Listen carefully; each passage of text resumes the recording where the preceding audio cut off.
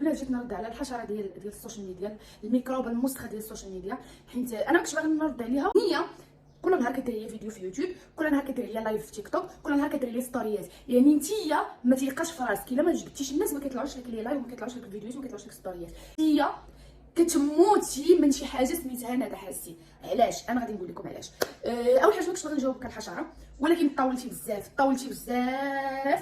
اول حاجه الزين غادي نبدا بها، انتي خائنه الوطن، مسخوطه تمك، ميكروبه مسخه. انت اللي طالعه كتهضري كتقولي لي كديرنا فيها شفيفه عفيفه، وكتقولي بانني هذيك غير مشوهه، هذيك ديكولاس، هذيك وات. اسمحي لي الزين، المشوهه هي انت هي اكبر مشوهه. نسيتي ولا نفكرك؟ ما تدويش عليا انا لالاك اللي طالعه في فيديو كتقولي لهم كون غير عطاتني بنتها نربيها ليها. طبي لي بنتي انا مربيه احسن تربيه اللي ما مربيهاش انت لبنتك. سمعتيني؟ انا غنقول لك علاش. انا ما كنكميش الشيشات على بنتي، ما كندخلش ليها فين ما كانش مثلي في ديك اسبانيا كنجيبو للدار نديرلو كسكسو، ما كنديرش اللايفات غير ملي نحزم لتحت في الدار وحده هي بنتي كتسمع، ما دايراش كونطاكت لبنتي ومستغلاها. سمعتيني؟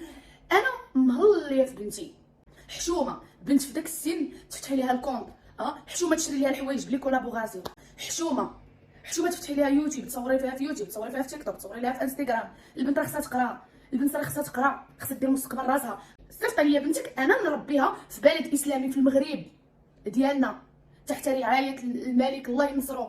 الله يا ربي الحبيب، بنتي غادي تربى في دوله اسلاميه، غتربى مع عائلتها، غادي تعيش الاجواء ديال العيد، ديال رمضان، ديال كل شيء غادي تعيشوا. حمدتك يا ربي وشكرتك على هذه النعمه. تعاودي تحلي عليا فمك، غنحط لك الدواسه ديالك من أ حتى لزد.